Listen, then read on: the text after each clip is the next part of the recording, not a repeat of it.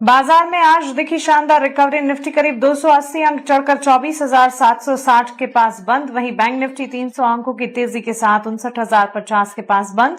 Reliance, LNT और metals से support.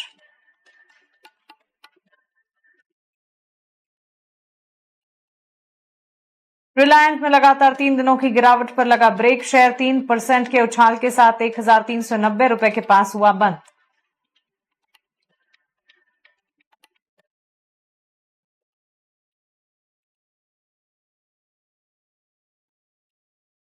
Ship building शेयरों में आज दिखी जोरदार तेजी। Mazagon dock garden reach ship builders में दिखा 4 से 9% तक का उछाल। वहीं कोचीन शिपयार्ड में भी 3% की तेजी।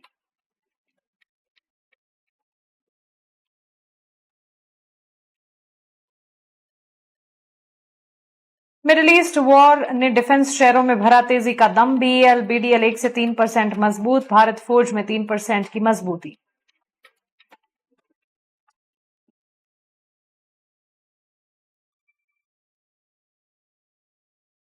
कल की गिरावट के बाद आज मेटल शेयर चमके। हिंडाल्को 4% की तेजी के साथ हुआ बंद। नाल्को और जीएमडीसी में 3 से 6.5% तक का उछाल। वेदांता और एनएमडीसी भी मजबूत। मेटल्स की कीमतें बढ़ने से शेयर में उछाल।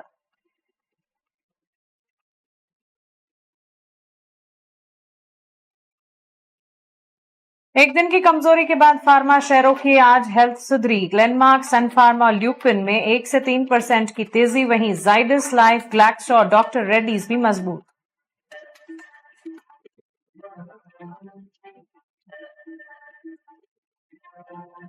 ब्रोकरेज की बुलिश रिपोर्ट से भागा ग्रैन्यूल्स इंडिया। 3.5% की जोरदार तेजी के साथ दाम 570 के पास हुए बंद। एलारा कैपिटल ने खरीदारी की राय के साथ 775 के लक्ष्य दिए।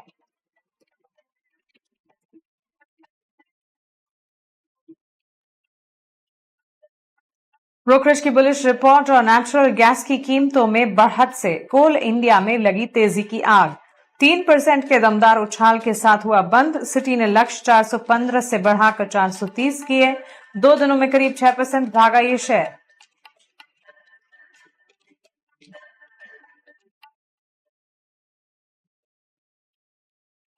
इंडस्ट्रियल सप्लाई में कटौती से गुजरात गैस पर दबाव। शेयर 5% गिरावट के साथ हुआ बंद।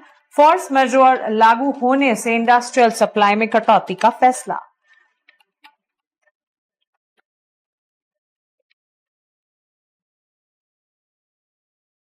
नेक्स्ट 30 इंडेक्स में एफएनओ की मंजूरी मिलने के बाद आज बीएसई में दिखा जोश। शेयर में करीब 5% से ज्यादा की तेजी। एमसीएक्स और सीडीएसएल भी 2 से 3% मजबूत।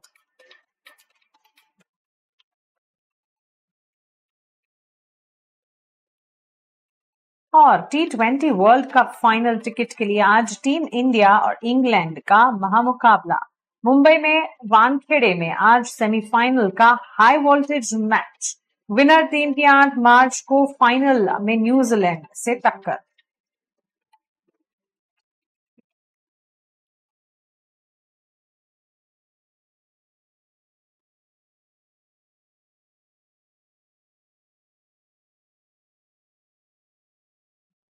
नमस्कार, कल के साथ मैं हूं Mansi Dave. Last trading session में भारतीय बाजार की शुरुआत अच्छी रही। उसके बाद बाजार में एब्सोल्यूट वॉलेटिलिटी दिखी और टुवर्ड्स क्लोजिंग बाजार ने फिर से अपने आप को संभाला। हरे निशान के साथ हमने क्लोजिंग देखी। Nifty, bank Nifty, Sensex, mid cap और स्मॉल कैप में भी एक्शन बैक्ड कामकाज देखने को मिला। 280 अंकों की बढ़त के साथ निफ्टी में 24,760 के इर्द गिर्द क्लोजिंग हमने देखी। इन्हीं लेवल्स के आसपास इनफैक्ट बैंक निफ्टी में भी हमने देखा 300 अंकों की तेजी पाई गई। 59,050। ध्यान रखिएगा, निफ्टी के मुकाबले वॉलेटिलिटी ज्यादा बैंक निफ्टी में थी। ड्यूरिंग द सेशन काफी मूव करता हुआ बैंक निफ्टी नजर आया। बड़े दिग्गज प्लेयर्स लाइक रिलायंस, एलएनटी ने बाजार को संभाला। 3 दिनों की गिरावट के बाद रिलायंस के स्टॉक प्राइस में जो तेजी का रुझान था, लार्जर कॉन्स्टिट्यूएंट्स में जब तेजी थी तो बाजार को सपोर्ट मिलता हुआ दिखा। Sector of the day metal sector में अच्छी खासी तेजी थी। नॉट जस्ट मेटल लेकिन डिफेंस और शिप बिल्डिंग स्पेस में भी अच्छा खासा एक्शन देखने को मिला था। Likes of Mazagon dock garden reach ship builders में अच्छी तेजी थी। करीब 4 से लेकर 9% तक चल गई। ये स्टॉक्स और डिफेंस का खेमा भी अच्छी खासे एक्शन दिखा रहा था। डिफेंसिव के तौर पर फार्मा सेक्टर में भी हम देख रहे थे सेहत उसकी भी दुरुस्त नजर आई और फार्मा मेजर्स लाइक सन फार्मा में भी अच्छा एक्शन था। Glenmark, lupin, Zydus life, Glaxo, doctor Reddy's laboratories, health care diagnostic hospital space में भी अच्छी खासी तेजी के बीच कामकाज। ऑल इन ऑल कह सकते हैं कि अच्छा रुझान था। दिन की शुरुआत में ग्लोबल बाजार से जो बेहतरी के संकेत थे उसका एक इवेंचुअल इंपैक्ट जब बाजार खुले तब आया। ड्यूरिंग द एंटायर सेशन उतार चढ़ाव के बीच, लेकिन ओवरऑल सेंटिमेंट पॉजिटिव ही रहा। चलिए हमारे मार्केट एक्सपर्ट से जुड़ते हैं, उनसे समझते हैं कि आने वाले ट्रेडिंग सेशन के लिए संकेत कैसे मिल रहे हैं और आपको रणनीति क्या अपनानी है। हमारे साथ रेलिगेयर ब्रोकिंग लिमिटेड के senior VP research Ajit Mishra जुड़ गए हैं। अजीत, स्वागत है आपका ईटी नाउ स्वदेश पर। बताएं कैसे देख रहे हैं मार्केट की चाल को आप? ग्लोबल अनिश्चितताओं के बीच भारतीय बाजार लगातार अपने आप को संभालने की जद्दोजहद में।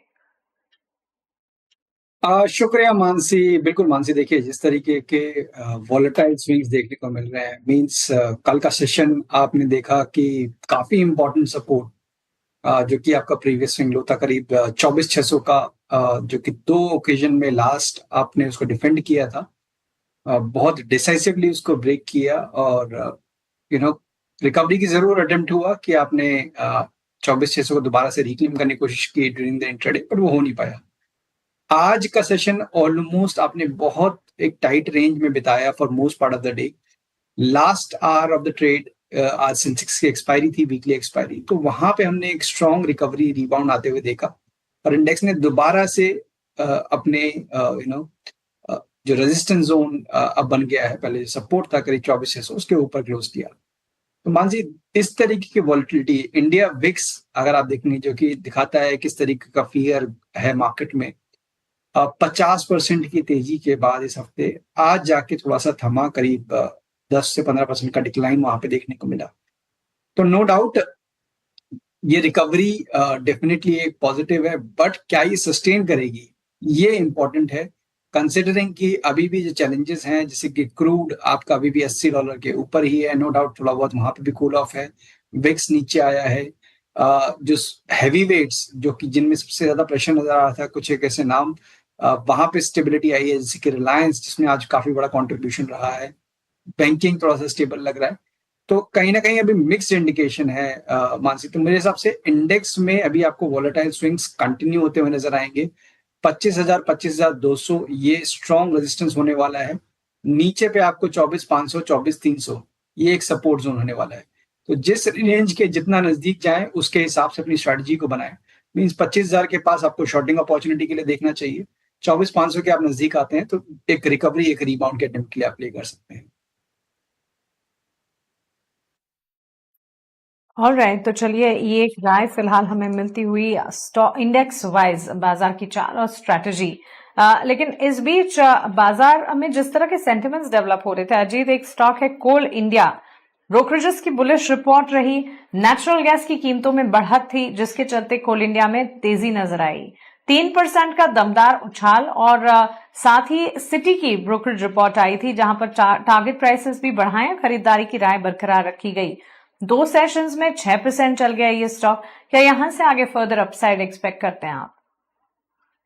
बिल्कुल, देखिए पॉसिबल है, बट करीब 455 के पास पे आपको कॉल राइटर्स कहीं ना कहीं रेजिस्ट करते हुए नजर आएंगे स्टॉक को। करीब 36 लाख शेयर्स का ओवाई वहां पे खड़ा है, जिसमें ऑलमोस्ट आज आपने जैसे देखा था 458 तक के हाई बनाने के बाद एक प्रॉफिट टेकिंग के टोन के साथ बंद हुआ। तो नो डाउट पॉजिटिव टोन बरकरार रहेगी जब तक कि आप 428 के ऊपर हैं।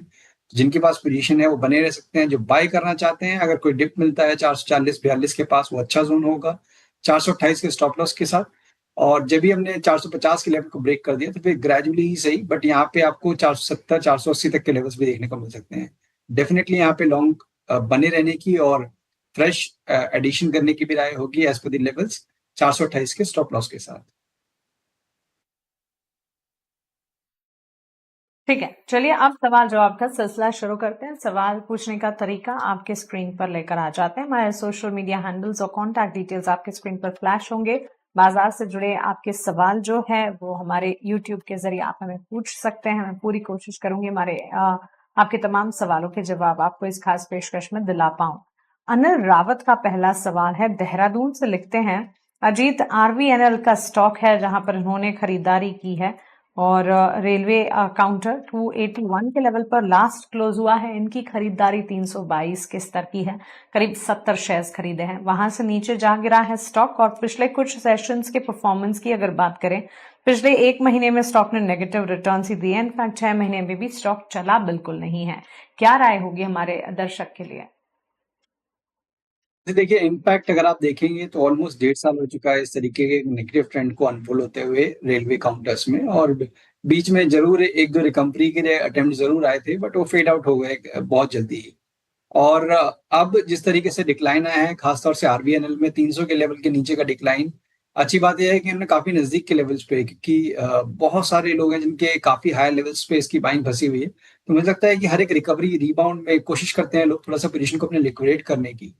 मेरी राय ये होगी कि 470 या 400 सॉरी 268, ये काफ़ी इम्पोर्टेंट लेवल होने वाला है, जहाँ पे कि इसकी long term moving averages placed हैं ऑन द वीकली चार्ट। अगर वो लेवल गया मानसी, तो ये फिर सेलिंग प्रेशर और बढ़ता हुआ नज़र आएगा। तो 268 के स्टॉप लॉस के साथ अभी बने रहिए। रिकवरी के केस में एक बार 310, 315 के लेवल के कहीं भी बीच में आपको दिखता है, एक बार वहाँ पे आपको एग्ज़िट के बारे में सोचना चाहिए। तो चलिए, ये राय आरबीएनएल से एक बार एग्जिट के बारे में ही सोचना चाहिए। नुकसान झेल रहे हैं आप और स्टॉक कुछ परफॉर्म नहीं कर रहा है। पिछले 6 महीने के चार्ट्स भी अगर हम देखें और समझे तो श्रावणी का सवाल है अगला इटर्नल पर। अजीत 100 शेयर्स 290 के श्रावणी ने इटर्नल के खरीदे हैं। अब इटर्नल और related pairs, eternal Swiggy in fact जो हैं, ये स्टॉक्स परफॉर्म क्यों नहीं कर पा रहे हैं? बड़े सवाल हैं, कई सारे फैक्टर्स भी। और इटर्नल की अगर बात करें, कहा ये भी जाता है कि मैनेजमेंट का दूसरे बिजनेसेस को डेवलप करने पर फोकस है, जिसके चलते यहां पर फोकस कम दे पा रहे हैं और इसी का एक असर है। आने वाले दिनों में जेप्टो का आईपीओ भी आने वाला है, तो उसका भी एक इम्पैक्ट हो सकता है, जिसके चलते वीकर सेंटिमेंट है। अब एआई डिसरप्शन एब्सोल्युटली तो नहीं कह सकते कि इन स्पेस पर लग रहा है, लेकिन इवेंचुअली हर तरह से रब ऑफ इफेक्ट है, इम्पैक्ट है, जो कि हर सेगमेंट पर पड़ता हुआ दिख भी रहा है। Last but not the least, valuation concerns भी हैं, जो कि इन कंपनियों के लिए कहा जाता है कि एक सिचुएशन, एक रिस्क के तौर पर साबित हो रहा है। जिनके पास है, एंट्री ले रखी है, 290 300 के स्तर पर खरीदे हैं, वो आज नुकसान झेल रहे हैं। क्या राय होगी? बिल्कुल मानसी, देखिए आपने जो भी फैक्टर्स गिनाए, डेफिनेटली सभी के सभी, जब हम देखते हैं कि इतने कम टाइम में इतनी बड़ी कंपनी हो जाना on the basis of market cap, तो कहीं न कहीं आपको बहुत सारा फ़ोकस और आपको दारोमदार आ जाता है कि किस तरीके से अर्निंग्स पैन आउट होती हैं। अगर वो सपोर्टिव नहीं रहती है, वो ट्रेंड में थोड़ा-सा भी अगर मार्केट को डाउट लगता है, तो फिर जो वैल्यूएशन मार्केट आपको दे रहा है, उसमें आपको कमी आते हुए नज़र आती है, जिसकी वजह से स्टॉक प्राइसेस करेक्ट करते हैं। अभी भी मुझे लगता है कि कहीं न कहीं टनल में प्रेशर थोड़ा-सा कंटिन्यू होता नज़र आएगा, कंसिडरिंग कि जिस तरीके से हमने देखा है ये डिक्लाइन अनफोल्ड हुआ है, बहुत ग्रेजुअल डिक्लाइन हुआ है। और अभी जो लास्ट टाइम जिन लेवल से रिवर्स हुआ था, करीब 250 के लेवल से, उसको ब्रेक करके ये ग्रेजुअली वहाँ से नीचे ही ट्रेड कर रहा है। थोड़ा बहुत रिबाउंड ज़रूर हो सकता है due to oversold position, but मुझे लगता है कि ग्रेजुअली सही करीब 220 तक के लेवल्स नियर टर्म में देखने को मिल सकते हैं। तो फ्रेश बाइंग की रिकमेंडेशन अभी यहाँ पे नहीं होगी। जिनके पास पोजीशन बनी हुई है, 220 का एक स्टॉप लॉस रखें। रिकवरी के केस में जैसे मैं बताया कि करीब 250 पहला हर्डल होगा, वो क्रॉस कर जाते हैं तो करीब-करीब 270-75 तक के लेवल्स नियर टर्म में देखने को मिल सकते हैं। तो उन लेवल्स के पास अगर व्यू शॉर्ट टर्म है, तो एक बार दोबारा से रिव्यू करिए या फिर एग्जिट के बारे में सोचिए।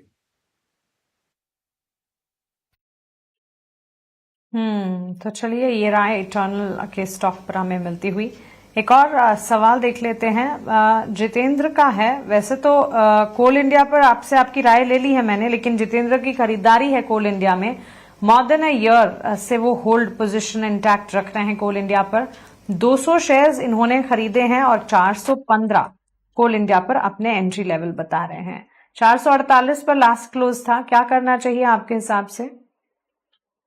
बिल्कुल मान लीजिए, जैसे हमने बात की शो की शुरुआत में कि हमारा व्यू पॉजिटिव है, और 428 ये आपका एक ट्रेडिंग स्टॉप लॉस रहेगा स्टॉक में, और डेफिनेटली आपको बने रहना चाहिए। ऊपर पे करीब 480, 470, 80 के जोन है, वो नियर टर्म में एंटिसिपेटेड है। तो अगर वो 1 साल होल्ड करने के बाद अब थोड़ा-सा चाह रहे हैं कि एक बार प्रॉफिट बुक करना, तो डेफिनेटली वो लेवल्स के पास में कंसीडर कर सकते हैं। ऑलराइट, तो चलिए, ये राय कोल इंडिया पर हमारे व्यूअर को मिली है। इस बीच एलेक्स का सवाल है पुणे से, इंडियन होटल्स पे के 20 शेयर्स इन्होंने परचेज किए हैं और इंडियन होटल पर अपनी एंट्री लेवल जो है 710 के वो बता रहे हैं। उनका ये कहना है कि 3 महीने तक वो रुक सकते हैं और यहां से आगे। So absolutely short term perspective बनाकर चल रहे हैं। पहला तो होटल स्पेस पर आपका टेक और दूसरा इंडियन होटल्स पर हमारे व्यूवर की खरीद पर उन्हें राय क्या देंगे आप?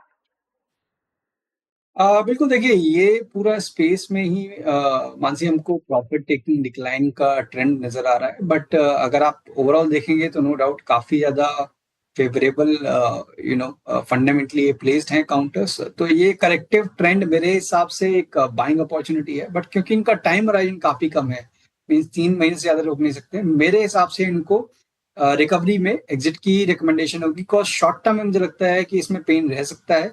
मीन्स आपको 600 से लेकर 580 तक के लेवल्स डाउन साइड पे तैयार रहना पड़ेगा, करीब 40-50 पॉइंट नीचे और ऊपर पे जब रिकवरी आएगी तो 720 730 एक इमीडिएट रेजिस्टेंस होगा, मेजर रेजिस्टेंस होगा।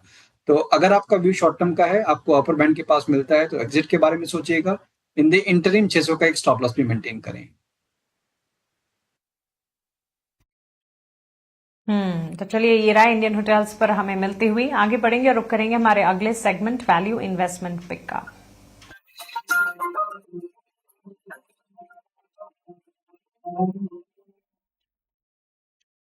बताइए अजीत, आज के लिए वीआईपी शेयर कौन से होंगे? बिल्कुल मानसी, देखिए यहाँ पे जिस तरीके से हम देख रहे हैं मार्केट में थोड़ा सा सेक्टर जो डिफेंसिव साइड पे है उनमें सस्टेन्ड मूव या फिर थोड़ा सा बेटर रिस्क रिवॉर्ड नजर आ रहा है। उनमें से Sun Pharma within the pharma basket, जहाँ पे कि एक अच्छा कंसोलिडेशन हम देख चुके हैं और उसके बाद एक रिकवरी और रिबाउंड का अटेम्प्ट दिख रहा है। तो एंटिसिपेशन ये है कि ये तेजी बरकरार रहेगी। 1860 नियर टर्म के टारगेट होंगे, 1740 के स्टॉप लॉस के साथ। एट द सेम टाइम क्योंकि मार्केट में वॉलिटिलिटी बनी हुई है, पोजीशनिंग दोनों साइड पे होनी चाहिए।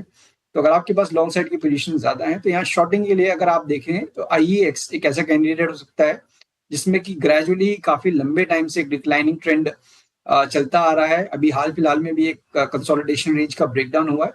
तो एंटिसिपेशन ये है कि ये नेगेटिव टोन कंटिन्यू रहेगा और नियर टर्म में करीब 113 तक के लेवल्स इसमें देखने को मिल सकते हैं। तो एज ए शॉर्टिंग कैंडिडेट 125 के स्टॉप लॉस के साथ IEX को आप देख सकते हैं। ओके, तो चलिए ये राय फिलहाल हमें मिलती हुई एज वीआईपी शेयर्स।